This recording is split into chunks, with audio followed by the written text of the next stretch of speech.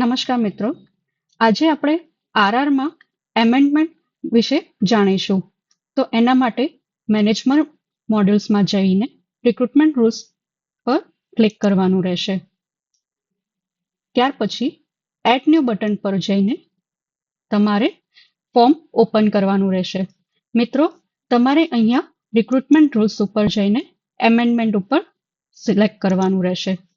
મિત્રો, તમે જેવું એમેન્ડમેન્ટ સિલેક્ટ કરશો એટલે તમે અહીંયા જોઈ શકશો કે અહીંયા એક ઓલ્ડ રિક્રુટમેન્ટ રૂલ આરઆર ની ફાઇલ આપણે મેન્ડેટરી છે એ તમારે અપલોડ કરવાની રહેશે.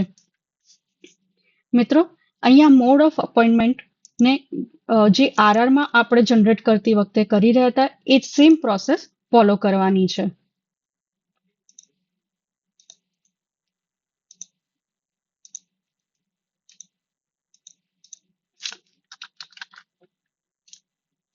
અને એને રિલેટેડ જે બી તમારી જૂના આરઆર પ્રમાણે વિગતો છે એ તમારે ફિલઅપ કરવાની છે.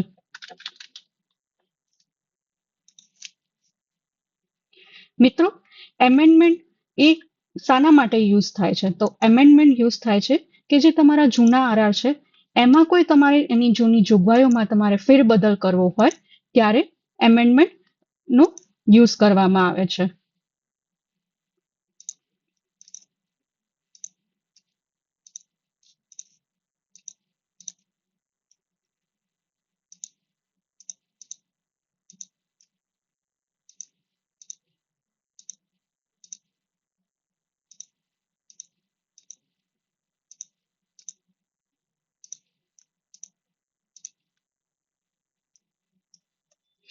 મિત્રો, તમે અહીંયા એક બટન જોઈ રહ્યા છો તે સબમિટ એમેન્ડમેન્ટનું બટન છે અને તમારે અહીંયા તમારો જે ઓલ્ડ રિક્રુટમેન્ટ રૂલ્સની ફાઇલ છે એ તમારે અહીંયા અપલોડ કરવાની રહેશે અને અહીંયા સબમિટ બટન પર ક્લિક કરવાનું રહેશે.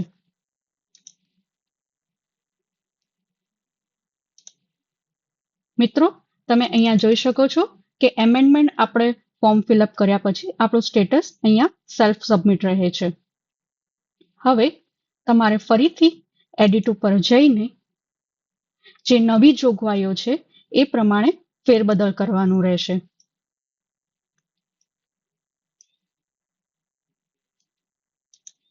અહીંયા હું એજ્યુકેશન ક્વોલિફિકેશનમાં ફેરબદલ કરી રહી છું. તો અહીંયા તમારે નવી વેલ્યુ જે જોગવાઈમાં લાગુ પડતી હોય એ સિલેક્ટ કરવાની રહેશે અને અહીંયા તમારે રીઝન આપવાનું રહેશે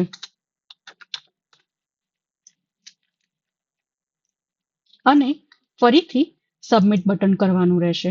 મિત્રો, તમે અહીંયા જોઈ શકો છો કે જે આપણે નવા આરઆર જનરેટ કરતી વખતે જે સ્ક્રીન ઓપન થઈ રહી હતી એ સેમ પ્રોસેસ તમારે ફોલો કરવાની રહેશે આગળ. Thank you.